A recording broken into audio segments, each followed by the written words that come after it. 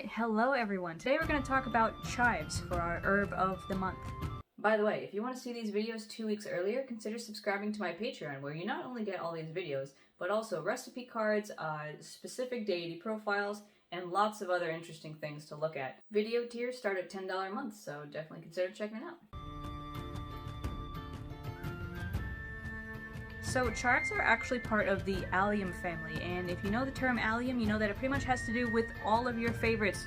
Onions, chives, garlic, right, leeks, scallions, all that kind of stuff. And speaking of scallions, it's actually very easy to see how chives kind of came out of China and Siberia, right? There's evidence of chives going all the way back to about, 3000 BC.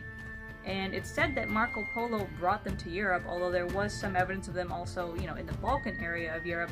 But Marco Polo brought them to Europe, where then they ended up getting brought to the Americas by immigrants going there. And as it is a really hardy perennial herb, it can survive pretty much anywhere. As you can see here, this one isn't doing as great, this one I got in front of my house. But it still is coming back, and so they die down at the end of the autumn and then they pop right back.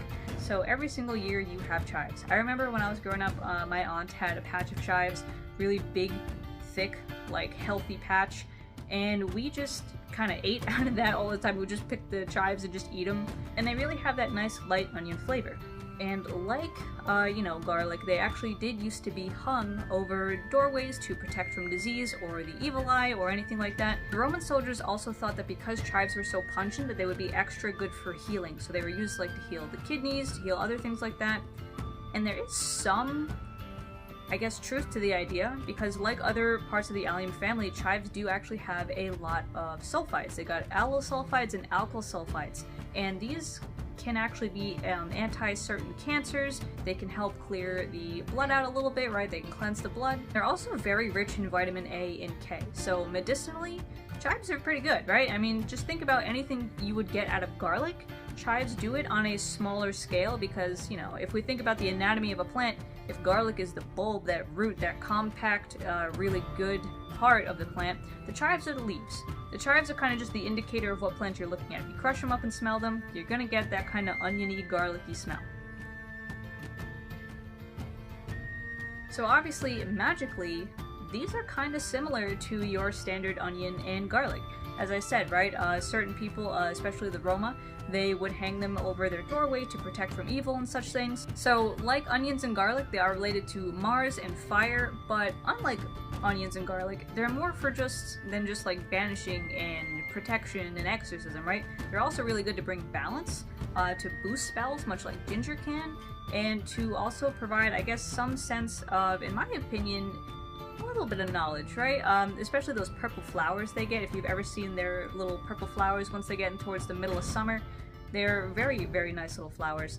And in fact, they attract bees really well. But purple being a color of psychic power, knowledge, royalty, all these other kinds of things, that aspect does come in with the chives as well. They are excellent fresh, but you can use them dried too, but they're not going to be as pungent. Nonetheless, if you're using it as a spell material and you have dried chives, that's great. If it's not something you're going to actively ingest, that's perfect, right? You can use them in burning spells or anything like that. You can use them just to sprinkle around a space or to set a candle with. Dried herbs, for that, great. But when it comes to culinary stuff, you don't really necessarily want the dried stuff, unless it's freeze-dried. Culinarily, chives are best when they are fresh, right? So fresh chives, they make fantastic garnishes or additions to sauces, like say if you got a tartar sauce for fish, or if you've got some kind of sour cream, some kind of, saucy dressing. Think maybe if you have pierogies and you put sour cream with chives on it. Think about your favorite baked potato with sour cream and chives. That is a classic standard flavor. Chives are really good as that kind of light oniony flavor that's not too overpowering.